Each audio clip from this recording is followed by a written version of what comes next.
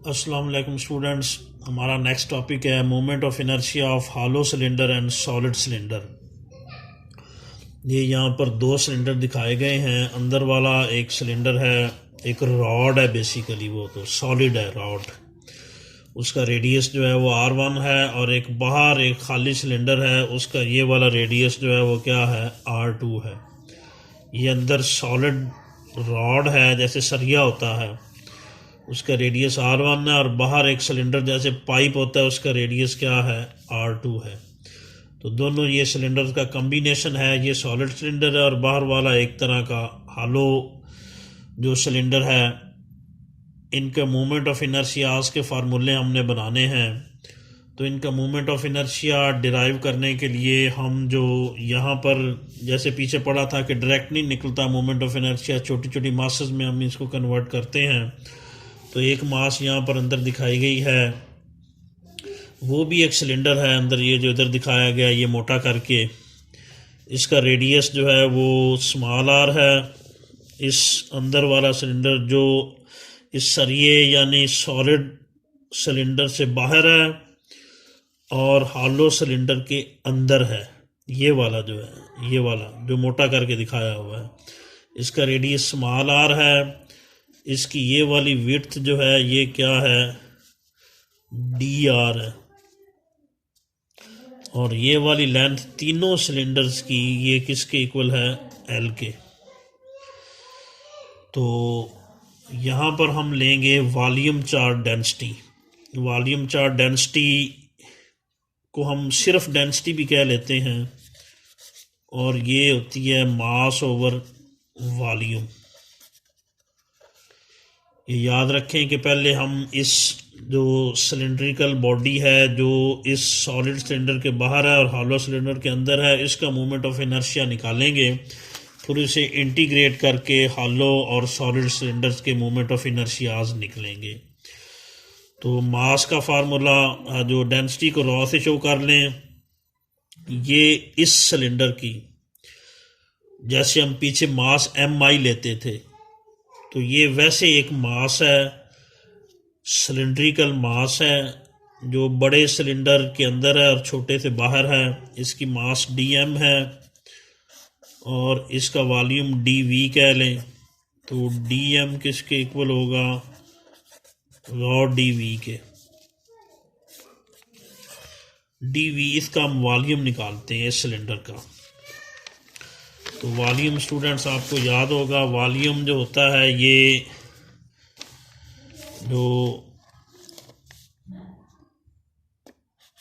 Product होता है length width और हाइट का। तो वॉल्यूम यहाँ से शो किया गया dv के लेंथ विड्थ एरिया होता है, और ये एरिया जो है ये इसका होगा जो लंबाई ज़रब चौड़ाई। अब इस सिलेंडर की लंबाई जो है वो 2πr होगी। ये देखें, ये वाली है इसकी लंबाई, यूं करके इसकी लंबाई, ये सर्कुलर लंबाई है किसके इक्वल है, 2πr के। ये एक तरह लेंथ है इसकी 2πr। क्योंकि कोई भी बॉडी लें, अगर हम उसको सिलिंड्रिकल शेप में बनाना चाहें, तो जैसे ये इसको विड्थ भी कह सकते हैं, लेंथ कह लें या विड्थ कह लें। विड्थ कह लें इसको 2πr लेंथ भी हो सकती है, 2πr विड्थ है उसकी।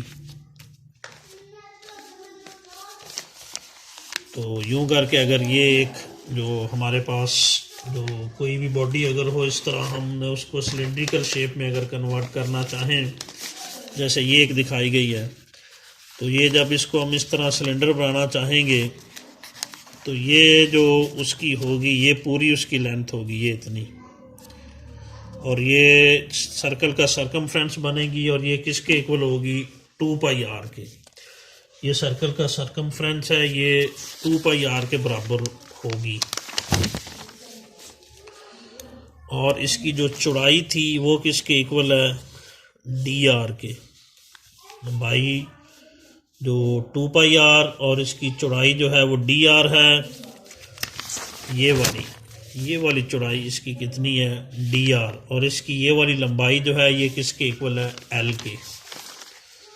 तो ये इसका वॉल्यूम बनेगा।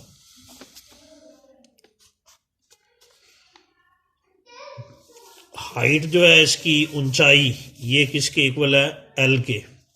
तो ये इसका वॉल्यूम बनेगा, लंबाई, चौड़ाई और ऊंचाई।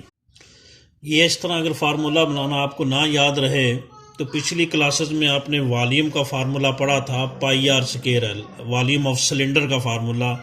ये याद रखिएगा, सिलेंडर के वॉल्यूम का ये फिक्स फार्मूला ये मिडिल क्लास की मैथ में दिया हुआ है, πr²l। ये यूज़ कर लें। ये पूरे सिलेंडर का वॉल्यूम है और उसके छोटे से सेगमेंट का वॉल्यूम निकालने के लिए उसका डिफरेंशियल ले लेंगे। ये ना लगाएं, डायरेक्ट ही डिफरेंशियल ले लें। v का डिफरेंशियल क्या हो जाएगा, dv, πr² का डिफरेंशियल, पाई वैसे आ गया, r² का कितना हो गया 2r dr, और साथ क्या हो जाएगा l। यानी उससे जो छोटा सा सेगमेंट था सिलेंडर का, जो छोटा सा सेगमेंट हमने ये वाला बनाया था अंदर, उसके वॉल्यूम का फार्मूला dv होगा। वो इस तरह भी निकाल सकते हैं, या ये फार्मूला सिंपल सा है, हम आगे भी यूज़ करेंगे। ये फार्मूला पूरे सिलेंडर के वॉल्यूम का ये फार्मूला होता है πr²l।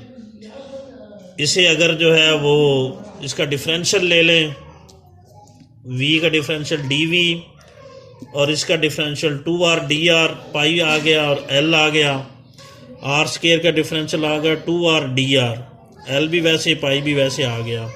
यानी पूरे सिलेंडर का वॉल्यूम का फार्मूला ये है, और उसके छोटे से सेगमेंट का वॉल्यूम निकालना हो dv, तो इसका डिफरेंशियल ले लें, उससे भी ये बन जाता है। और ऊंचाई ये पीछे पुट करेंगे, dm रॉ dv की ये वैल्यू आएगी 2πr dr मल्टीप्लाइड बाय क्या होगा, l। ये हम पुट करेंगे पीछे मोमेंट ऑफ इनर्शिया के फार्मूले में। मोमेंट ऑफ इनर्शिया I का फार्मूला ये था, जो dm r², उसे हम इंटीग्रेट करते थे, ये पीछे हमने पढ़ा था। तो यहाँ dm की वैल्यू पुट करेंगे,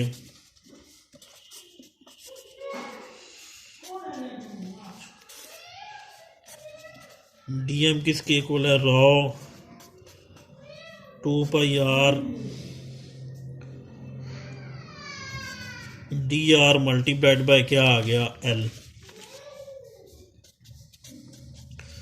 तो r² इंटू r ये क्या हो जाएगा, r³ और 2π रॉ l, इसको बाहर लिख दें। r² इंटू r ये अंदर लिख लें, और इंटीग्रेशन के साथ क्या आ जाएगा, dr।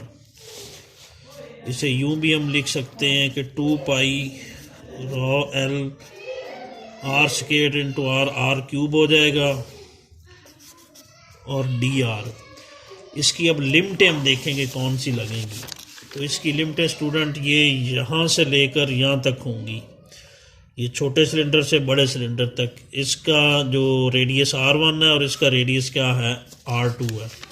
तो इसकी लिमिटें r1 से जो है वो कहाँ तक आएंगी, r2 तक। ये होंगी। अब इसे इंटीग्रेट कर दें,